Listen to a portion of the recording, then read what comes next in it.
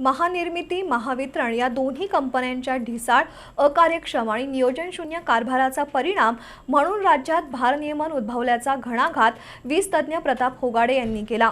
31 मार्च 2022च्या शेती पंपासाठी वीज उपलब्ध आहे या परिपत्रकाचा गैरवापर करून जनतेमध्ये संभ्रम निर्माण केला जातोय। राज्यातील सध्याची विजेची तूट आणि अपेक्षित भारनियमनासंदर्भातील चर्चा म्हणजे वीज क्षेत्रातील अभ्यासकांची करमणूक असल्याचा टोलाही होगाडे यांनी लगावला।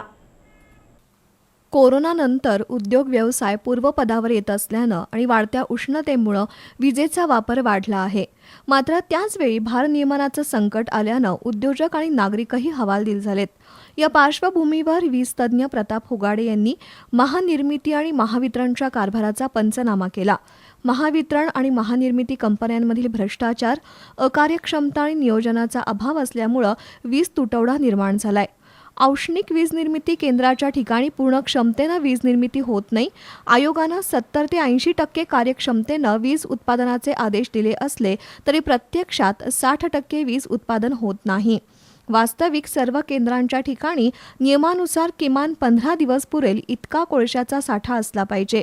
मात्र महावितरण कंपनी कोळशासाठी पुरेसा निधी देत नसल्यानं कोळसा नाही आणि वीज उत्पादन सुद्धा नाही अशी परिस्थिती निर्माण झाली आहे। महावितरणच्या चोऱ्या आणि भ्रष्ट कारभार यामुळे महावितरणची आर्थिक परिस्थिती बिकट झाली आहे। राज्यातील वीज वितरण गळती 30% आहे आणि शेती पंपांचा खरा वीज वापर 15% आहे।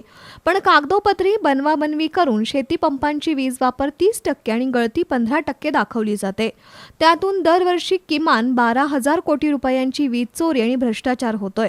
15% चोरी आणि भ्रष्टाचार असणारा उद्योग कधीही सक्षम होऊ शकत नाही असं होगाडे म्हणाले।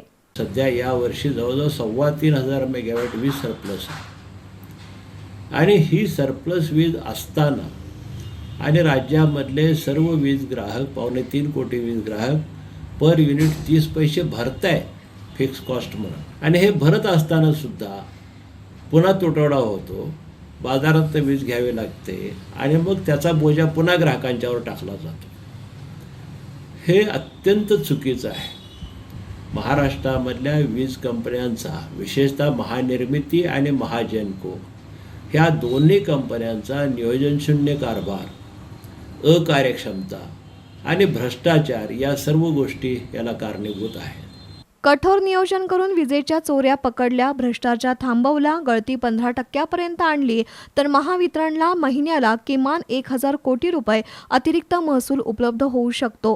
असं झालं तर कोणत्याही आर्थिक अडचणी येणार नाहीत आणि सातत्यानं पुरेसा कोळशाचा साठा आणि सर्वाधिक वीज उत्पादन करणं शक्य असल्याचंही होगाडे यांनी नमूद केलं।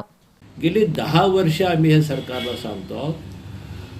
हा प्रश्न प्रत्येक सरकारच्या काळामध्ये निर्माण झालेला आहे आणि प्रत्येक वेळेला याच्यावर चर्चा झालेली आहे। दुर्दैवानं सरकारचा अंकुश नाही, कंपन्यांच्या कारभारामध्ये सुधारणा होत नाही, जेनकोमधला भ्रष्टाचार आणि अकार्यक्षमता कायम आहे। किमान 80% उत्पादन करायला पाहिजे ते 60% सुद्धा होत नाही। वितरण कंपनीमधल्या चोऱ्या आणि भ्रष्टाचार तसाच चालू आहे, किमान 12,000 कोटीच्या चोऱ्या आणि भ्रष्टाचार आहे। हे थांबवणं हे सरकारचं काम आहे आणि सरकारनं हे केलं पाहिजे। हे केलं तर राज्यामध्ये अशा स्वरूपाचे भारनियमनाचे प्रसंग येणंच शक्य नाही। गेले 15 दिवस राज्यात अघोषित भारनियमन सुरू झालंय। आता अधिकृत भारनियमन होणार आहे। त्यातून वीज ग्राहक, महावितरण आणि राज्य सरकारचंही नुकसान होईल, पण त्याची काळजी आणि दखल कोणीही घेताना दिसत नाहीये। त्यामुळे राज्य सरकारनंच या दोन्ही कंपन्यांवर अंकुश ठेवला पाहिजे अशी सूचनाही प्रताप होगाडे यांनी केली।